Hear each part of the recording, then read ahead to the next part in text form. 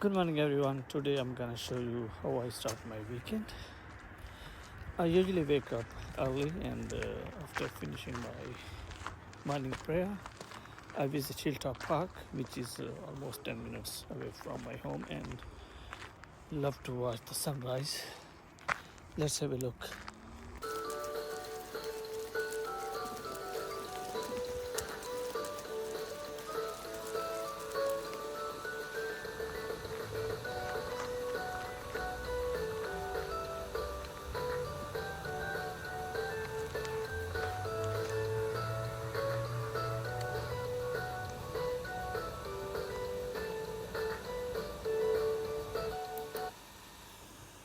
Yeah, you should also do this exercise as soon as when the sun touches the horizons. Just sit down for meditation and turn your face towards the rising sun. There's a lot of benefits, actually.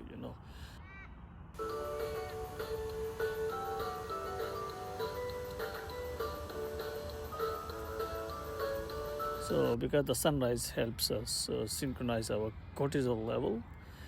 Cortisol level is actually, that's a stressing hormone in our body that peaks in the morning. But when we look at the morning sunlight, it stimulates happy hormones. Let's have a look.